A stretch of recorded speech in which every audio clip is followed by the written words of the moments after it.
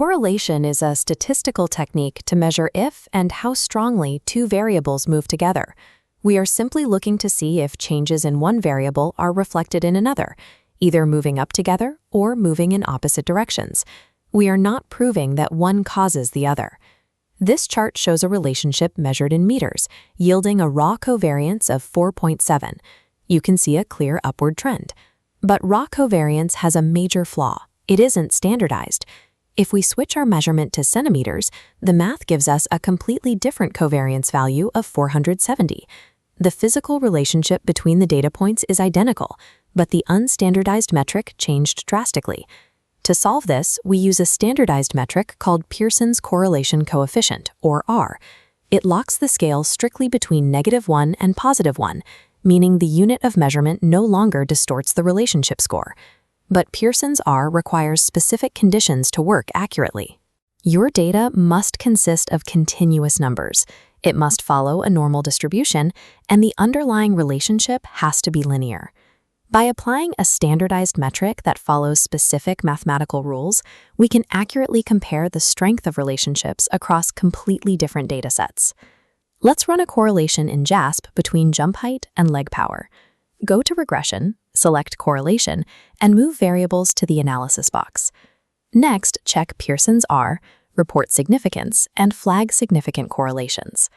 Under Plots, select Scatter Plots and Heat Map. Notice the tight grouping of data points along the regression line here, indicating a strong positive correlation.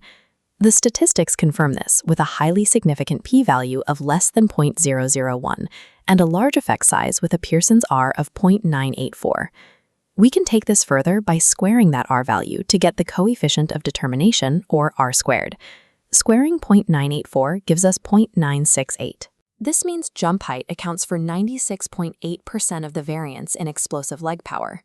Pearson's R gives us the strength and direction of the link. R squared translates that math into practical terms by revealing how much of the variance is explained. If your data forms a curve, relies on ordinal rankings instead of absolute measurements, or contains extreme outliers, the parametric rules are broken, and Pearson's R will fail. When the rules are broken, we switch to non-parametric tests, Spearman's Rho and Kendall's Tau. These tests convert your raw data into rankings, which neutralizes the impact of extreme outliers. This plot compares rank in a biggest liar competition against a creativity score, requiring non-parametric tests. Pause the video and predict the relationship strength.